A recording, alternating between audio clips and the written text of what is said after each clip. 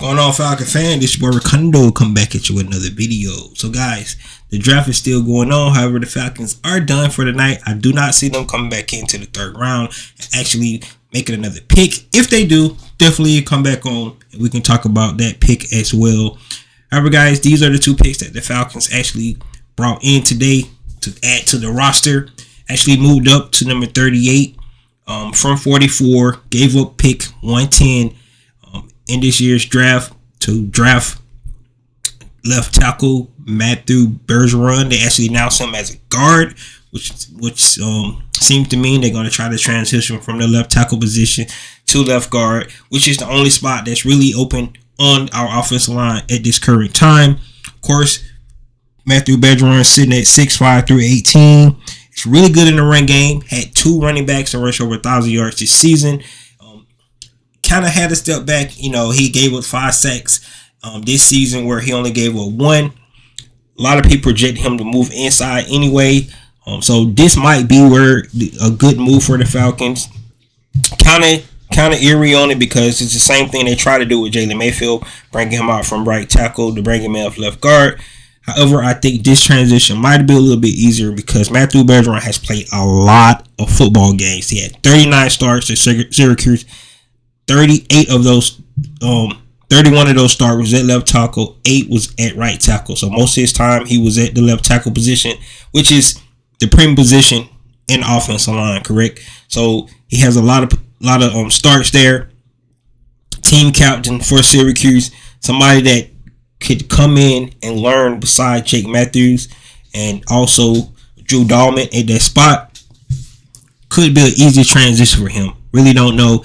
Fits well in the zone blocking scheme, but we really need to see how this transition is going to work. Like I said, because it didn't work like we thought it was going to work with a guy like Jalen Mayfield. Hopefully this could be different. This guy is picked in the second round, so he's expected to come in and definitely compete for that starting left guard position. If this works out, we can say that the Atlanta Falcons have finally got their offensive line solidified, and we can add to that third rushing attack that we had last season with the Atlanta Falcons. So, guys, let me know what you think about Matthew Bergeron.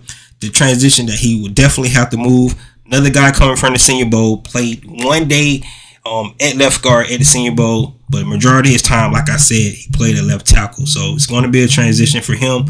He said he is willing to make that transition, the things that he need to do. So really going to be interesting to see what they actually decide to do with Matthew Bergeron going forward.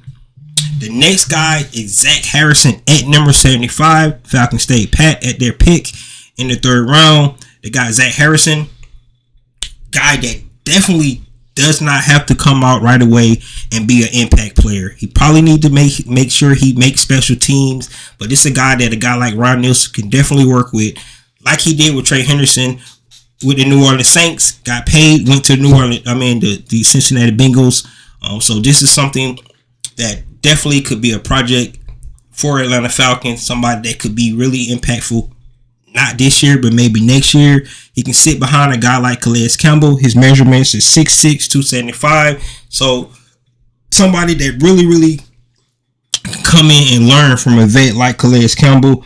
He actually had 3.5 sacks, 3 forced fumbles, 34 tackles this year. He got exceptional arm length. Uses his inside jab good. He, like I said, when he gets to the quarterback, he does go for the ball. Created the forced fumbles that he had 3 this year. And his inside step is pretty good. He really anticipate the snap, so he got a good first step out. But he really need to work on his pass rush moves, because they're limited. This was a guy that was really highly touted coming out of high school, trying to go on the line with guys like Chase Young and the Bosa brothers, but never lived up to that bill. But I really believe this is a guy that Atlanta Falcons can work with.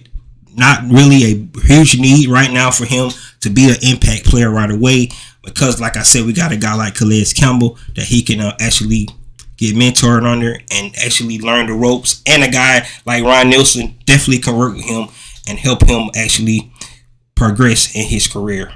So guys, those are the 2 Falcon picks. Let me know what you think about either one of those guys. Like I said, don't have a whole lot.